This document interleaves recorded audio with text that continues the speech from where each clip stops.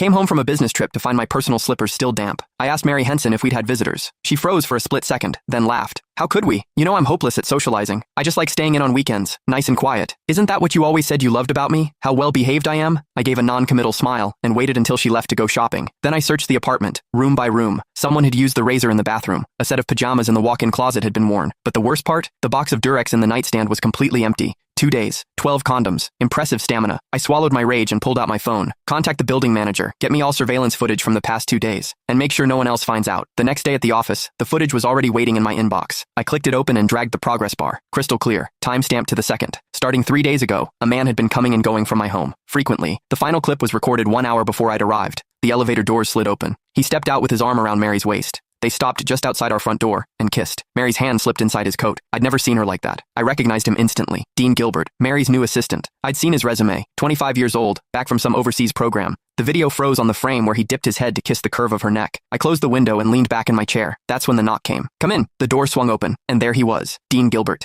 His eyes carried the sharp confidence of youth. He held a folder in one hand. Chairman Dickerson. His voice was clear, all business. President Henson asked me to deliver this year-end bonus list for your signature. He walked to my desk and set the folder down. No small talk, no move to leave. He just stood there, waiting. But his gaze drifted past my face to the bookshelf behind me, as if this were nothing more than a trivial errand. I looked up at him. He didn't flinch. He even smiled. Normally, when Mary sent documents like this, or had her secretary bring them, I'd glance at the total and sign. She handled HR and finance. I'd always given her free rein. But today, I picked up the folder, opened it. Bonuses ranged from tens of thousands to a few $100,000, consistent with this year's performance. Then I reached the last page. My hand stopped. Next to Dean Gilbert's name was a long string of digits. Year-end bonus, $1 million.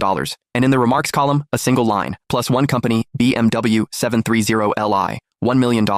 A BMW 7 Series, for an executive assistant who'd been here less than 6 months. My eyes lingered on that number for 2 seconds. Then I looked up. Dean was watching me. That faint smile had deepened. Chairman Dickerson, is there a problem? His tone stayed polite, but there was an edge now. Ms. Henson is waiting to head out. He made a point of emphasizing those last 2 words. I picked up the Montblanc pen from my desk and uncapped it. The nib hovered over the signature line. It didn't come down. Mr. Gilbert, you've been with the company for almost 5 months now, haven't you? My voice was steady, unreadable. 1 week shy of 5 months. His answer came quick and easy. I said nothing more. I signed. Thank you, Chairman Dickerson. He took the folder I handed back, flipped through to confirm the signature, then closed it. And in that split second as he turned to leave, I saw it clearly. His lips moved, fast and silent, no sound, but the shape was unmistakable. 3 syllables. Old bastard. He didn't even bother closing the door behind him. I stayed in my chair, didn't move. The pen cap clicked back into place with a soft snap. Sunlight streamed through the window, falling across one corner of my desk. I pressed the intercom for my secretary. Chairman Dickerson, close the door. Yes, sir. My eyes drifted to the minimized surveillance email icon. My finger brushed the mouse once, then stilled. I didn't open it. 10 minutes later, the front desk called. Chairman Dickerson, Ms. Henson, and Mr. Gilbert just left together. They took your Porsche. Noted. I hung up. Rising from my chair,